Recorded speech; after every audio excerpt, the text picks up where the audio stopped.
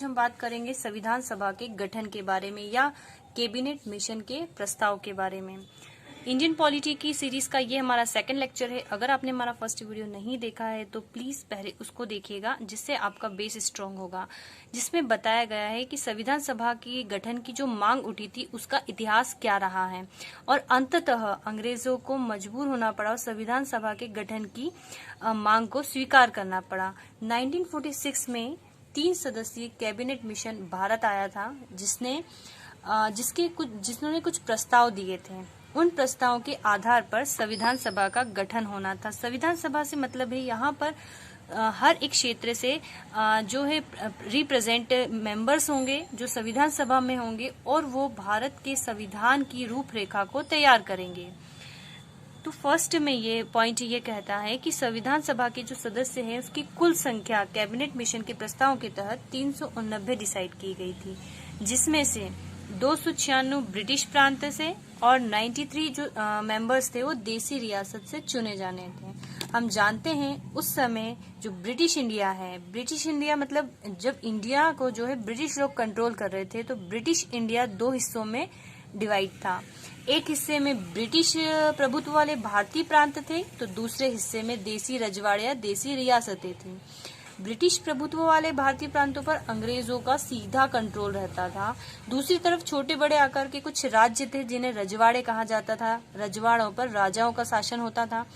राजाओं का शासन तो होता था, लेकिन राजाओं ने ब्रिटिश राज की अधीनता या कहे कि सर्वोच्च सत्ता स्वीकार कर रखी थी। उनके अंडर में वो काम करते थे, अपने इंटरनली मैटर को खुद सॉल्व करते थे और उसके बदले में अंग्रेजों को टैक्स वगैरह एक जो है पैसा देते थे। तो संविधान सभा में डिसाइड किया गया कि 296 सीटें जो है ब्रिटिश प्रांत से होंगी और 93 सीटें देसी रियासत से चुनी जाएंगी। 296 में भी 2 हिस्सों में डिवाइड था। 292 सीटें 11 गवर्नरों के प्रांत से चुनी जानी थी। उस समय जब अंग्रेज धीरे धीरे जो भी क्षेत्र विजित करते गए, उन्होंने अपनी सुविधा के अनुसार उन्हें कहीं प्रांत में डिवाइड कर रखा था। तो 11 जो प्रांत थे उसके नाम मैं एक बार आपको बता देती हूँ। मद्रास, बॉम्बे प्रेसिडेंसी, वेस्ट बंगाल, पश्चिम बंगाल, संयुक्त प्रांत, पूर्वी पंजाब, बिहार, मध्य प्रांत में बरार जो आगे जाके मध्य प्रदेश बन गया, मध्य प्रांत एवं बरार, असम, उड़ीसा, दिल्ली और मेरवाड़ा करके 11 प्रांत थे, जिसमें जनसंख्या के आधार पे सदस्य चुने जाने थे। तो वो जो थे 292 मेंबर्स थे और 4 जो थे मुख्य आयुक्त प्रांत से चुने जाने थे, जैसे कि दिल्ली, कुर्ग, अजमेर और बलूचिस्तान। इस तरीके से 390 मेंबर डिसाइड किए गए थे। हर प्रांत और देसी रियासत को जनसंख्या के अनुपात में सीटें आवंटित की गई थी। जनरली 10 लाख पर 1 सीटें आवंटित थी। उस समय जो भारत की जनसंख्या थी लगभग 36 करोड़ 10 लाख के समथिंग थी। प्रत्येक जो ब्रिटिश प्रांत है उसको जनसंख्या के आधार पर तो सीटें आवंटित की गई थी, साथ में उसको धार्मिक आधार पर भी कुछ सीटें आवंटित की गई थी। जैसे कि हम देखते हैं जो ब्रिटिश प्रांत है, अब हम देखते हैं ब्रिटिश प्रांत जो है 3 समुदायों में बटा हुआ था। जो 296 सीटें थी ब्रिटिश प्रांत की, मुख्य प्रांत और जो जनरल 11 प्रांत थे, उसके अलावा उन्हीं को सामान्य सीट में, मुस्लिम में और सिख में डिवाइड कर रखा था। सामान्य मतलब जो मुस्लिम और सिख को छोड़कर सभी जातियां जो थी सामान्य में थी, जिसमें 213 सीटें आवंटित थी और मुस्लिमों को 79 सीटें आवंटित की गई थी जनसंख्या के आधार पर और सिख को 4 सीटें आवंटित की गई थी। और प्रत्येक जो समुदाय के प्रतिनिधियों का चुनाव था वो प्रांतीय असेंबली में, जो प्रांत की असेंबली में उसमें उस समुदाय के सदस्यों द्वारा किया जाना था और वो भी सामुदायिक प्रतिनिधित्व तरीके से चुना जाना था। देसी रियासतों के जो मेंबर्स थे उनका जो सिलेक्शन है रियासतों के प्रमुख के द्वारा किया जाना था। अतः संविधान सभा हम कह सकते हैं आंशिक रूप से चुनी हुई, आंशिक रूप से नामांकित निकाय थी। इस तरीके से कैबिनेट मिशन ने अपने प्रस्ताव दिए थे।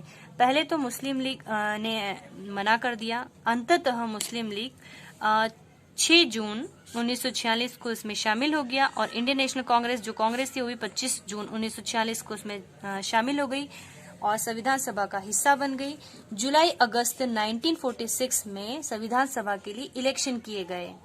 इस इलेक्शन में जो 389 सीटें थी, हमने देखा है 296 सीटें ब्रिटिश प्रांत से थी, 93 सीटें जो थी देसी रियासतों से थी।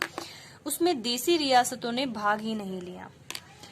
जब इलेक्शन हुए इन सीटों पर तो जो इंडियन नेशनल कांग्रेस है वो 208 सीटें जीती और मुस्लिम लीग के पास 73 सीटें आई और अदर्स जो बच गई अन्य पार्टियां, उनको 15 सीटें मिली।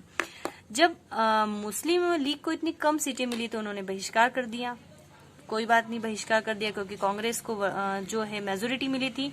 सितंबर 1946 में इस मेजोरिटी के साथ कांग्रेस ने अंतरिम सरकार का गठन किया। पंडित जवाहरलाल नेहरू की अध्यक्षता में अंतरिम सरकार का गठन किया। फिर बाद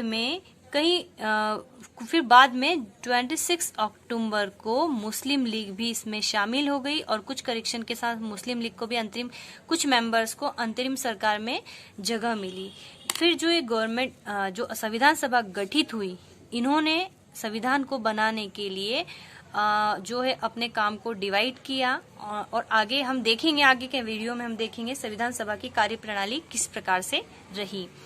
सो फ्रेंड्स, हमने बहुत ही कम समय में ये देखने की कोशिश करी है कि कैबिनेट मिशन ने अपने प्रस्तावों में क्या कहा था। सो फ्रेंड्स, अगर आपको हमारा वीडियो पसंद आया हो तो आज ही हमारे चैनल को सब्सक्राइब कीजिए, लाइक कीजिए और शेयर कीजिए और अधिक वीडियो देखने के लिए जो है अपडेटेड रहिए। Thank you for watching.